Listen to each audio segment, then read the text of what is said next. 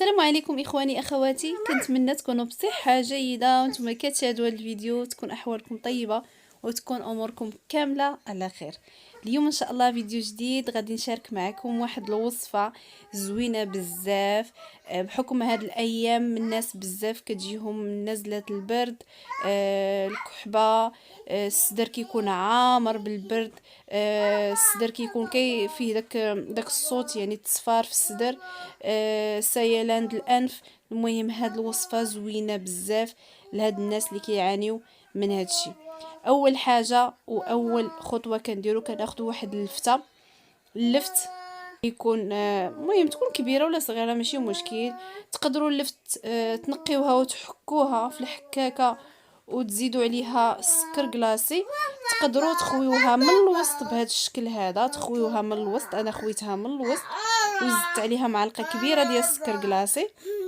من بعد كتخليوها واحد المده ديال 4 ساعات، كتلقاو ولا واحد السيرو، نقدروا نقولوا سيرو وسط اللفت. كيف كتشوفوا هنايا، سبحان الله، يعني داك السكر كلاصي مع المكونات اللي كتكون في اللفت كيخرج واحد السيرو اللي هو اونتيبيوتيك، كينقي لكم الصدر، كيخرج لكم داكشي كامل اللي كيكون في الصدر.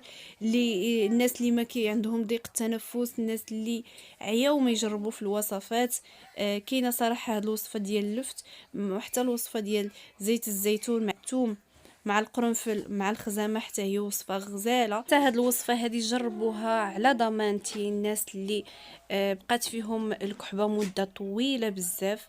حتى انا يعني كانت جاتني واحد نزله برد صعيبه بزاف، يعني تقريبا مده ديال شهر وانا كنعاني من الكحبه، وانا كنعاني السخانه، مره كتطلع مره كتهبط، الحراره ذاتي شي مرات كتبرد، كتجيني التبوريشه، واحد الالم في الراس. مشالي الذوق والشم، مشالي يومين ورجع عليها. ما شكيتش انها تكون كورونا، حيت كورونا الا جات الشم والذوق كيمشي 10 ايام، يقدر يمشي 15 يوم. فالحمد لله، اللهم لك الحمد. اول حاجه اللي استعنت بها في هذه الفتره اللي كانت صعيبه بالنسبه ليا واللي تعذبت فيها بزاف، بحكم ان الناس اللي كيكون عندهم التهاب في الامعاء، بزاف د الحوايج كتكون ممنوعه عليهم، فانا بزاف د الحوايج ما كنتش كنستهلكهم. دوك الحوايج اللي كينفعوا في نزله البرد ما كنتش كنقدر نستهلكهم.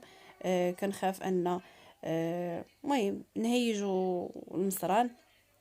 اول حاجه كنت كنستعملها واللي ساعدتني بزاف هو الزيت فيه الثومه والقرنفل والخزامه. كنت كنستعملو هكا بالليل ملي نبغي نعس هكا باش ما تجهدش عليا الكحبه، حيت الكحبه سبحان الله كتجي حتى تبغي تنعسي، حتى كتسخني تحت المانطه عاد كتجي ديك الكحبه مجهده بزاف، لدرجه انني كنبغي نتقيا حاشاكم.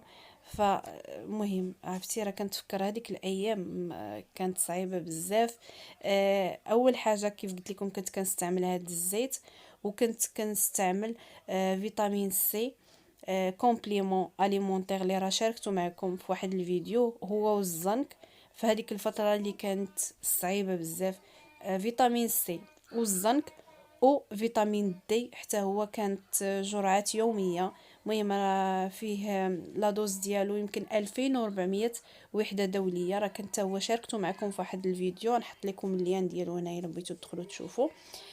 فهادو نفعوني بزاف في هاد الفتره هادي لكم. كيف قلت لكم بحكم ان بزاف د الحوايج كيكونوا ممنوعين على الناس اللي عندهم القولون التقرحي، كنت كنتفادى، تفاديت انني ناخذ انتيبيوتيك، مع انني في هذيك اللحظه كان خاصني ناخذ انتيبيوتيك. راكم عارفين الذات كيكون فيروس في الذات، خاص ضروري انتيبيوتيك. انا استعنت بلي زونتيبيوتيك الطبيعيه، لي زونتيبيوتيك الطبيعيه ما كاين ما احسن منها، حيت تفاديت انني ناخذ انتيبيوتيك. ديجا يمكن شي 4 سنوات وقيله كنت خديت واحد الانتيبيوتيك، كان جاني ميكروب في النبوله، كنت خديت انتيبيوتيك هيج ليا المصران، جاتني لا دياغي ما بغاتش تحبس. المهم هيج لي المصران بمعنى الكلمه، صدقت رجعت للدواء تاني مره اخرى. دابا الحمد لله الحاله مستقره، فتفاديت انني ناخذ لي زونتيبيوتيك. استعنت بداكشي الطبيعي. وفي هذيك الفتره حاولت انني ناخذ حسوه ديال الشعير، مره كندير حسوه ديال الذره. كناخذ مهم لي صوب بزاف، الصوبه هكا فيها القرعه الحمراء، فيها بطاطا، فيها خيزو. مشيت لداكشي الطبيعي. ونقصت شويه الماكله، ما بقيتش كناكل بزاف عليها. عاونت بالمكملات الغذائيه.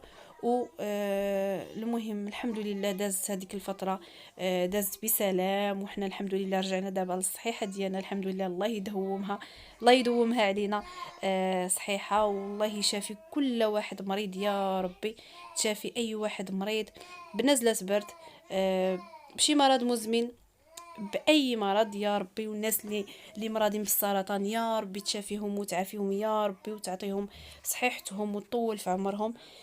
فكان هذا هو الفيديو، جيت نشارك معكم التجربه ديالي والوصفات. وكيف قلت لكم راه ما كنبخل عليكم بحتى شي حاجه، اي حاجه جربتها وصلحت ليا ونفعتني فكنقول ما يمكنش نبخل على المتتبعات ديالي. واخا نبغي نبخل عليكم فمي كياكلني، ما نقدرش. المهم كان هذا هو الفيديو ديالنا ديال اليوم. كنتمنى نكون فدتكم. لا سمحوا لي مازال ما فدتكمش، علاش؟ حيت ما عطيتكمش طريقه الاستعمال.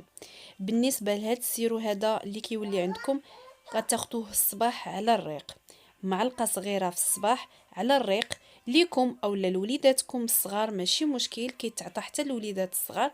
ومعلقه صغيره بالليل ملي تبغيو تنعسوا، يعني معلقه في الصباح ومعلقه في الليل حتى تبغيو تنعسوا. هذا كيخوي لكم الصدر، ما كيبقاش عندكم الصدر عامر وتتخرشيش او لا داك التصفار في الصدر ما كيبقاش نهائيا. فاستعملوا بهذه الطريقه هذه. وكيصلح حتى الناس اللي عندهم الربو، الناس اللي عندهم الضيقه، كتصلح لكم هذه الوصفه بزاف. غادي تساعدكم على التنفس، يولي التنفس ديالكم ساهل.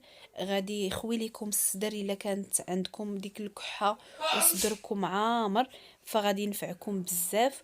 وحتى كيف قلت لكم الوليدات الصغار راه امن بالنسبه للوليدات الصغار، خصوصا هاد الايام. كيف ذكرت لكم ان الوليدات الصغار محنين بزاف بالكحه، ما كيصبروش، ماشي بحالنا حنا الكبار. النصيحه اللي غنصحكم، ما تعطيوش لوليداتكم لي زونتيبيوتيك. غير تشوفوا ولدكم ولا بنتكم مرض تمشيو تجريو لا فارماسي تاخذوا لي زونتيبيوتيك، لا، جربوا الطبيعي. حاولوا واحد المحاوله، ديروا محاوله مع داكشي الطبيعي، وصفات طبيعيه، وعطيو لوليداتكم.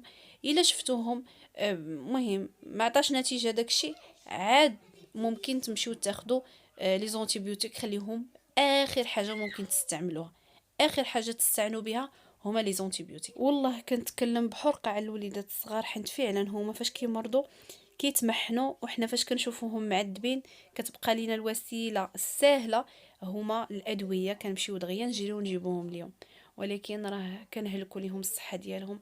المهم كنتمنى لا فيديو يكون مفيد ليكم. الله يحفظ لكم وليداتكم، والله يشافي اي وحده مريض لها ولدها او لا بنتها، الله يشافيه يا ربي في اقرب وقت.